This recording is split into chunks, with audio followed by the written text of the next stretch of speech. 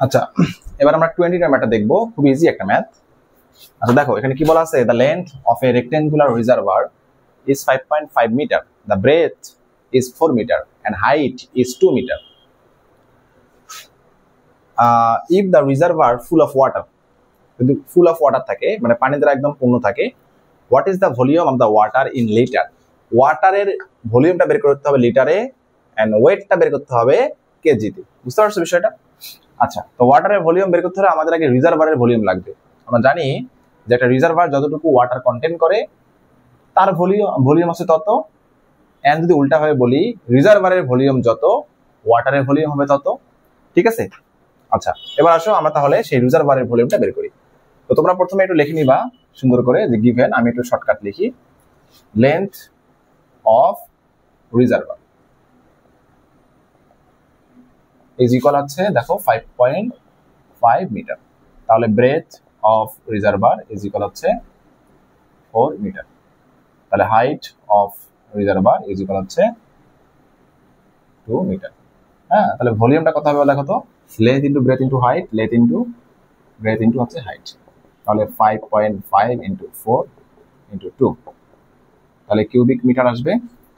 ওকে, তাহলে এগুলো যদি আমরা মাল্টিপ্লাই করি 4 টু 8, তাহলে 8 ইন্টু 5.5, তাহলে 44 কিউবিক মিটার, 44 কিউবিক মিটার। এটা পেলাম হচ্ছে আমাদের রিজার্ভারের ভলিউম। তাহলে রিজার্ভারের ভলিউম যদি এত হয় তাহলে কতটুকু ওয়াটার কন্টেন্ট করবে, তবে আমরা লিখতে পারি so the volume of water, volume of water equal হচ্ছে 44 কিউবিক মিটার। বাট আমাদের এই ভলিউমটা চাওয়া হয়েছে লিটারে, তো লিটারে কনভার্ট করলেই হয়ে যাচ্ছে। তো উই নো কি জানি আমরা বলতো যে 1 কিউবিক মিটার ইকুয়াল হচ্ছে 1 লিটার। কত litre? 1 litre, sorry 1000 litre, 1000 litre. তাহলে 44 মিটার কিউবিক হবে 44 ইন্টু 1000 লিটার, তাহলে 44,000 লিটার। বুঝতে পারছো? 44,000 লিটার। তাহলে ওয়াটারের ভলিউম লিটারে হচ্ছে কত বলতো? 44,000, 44,000 লিটার্স। এবার আসলে আমরা এটা ওয়েটটা বের করবো, ওয়েট কত কেজি।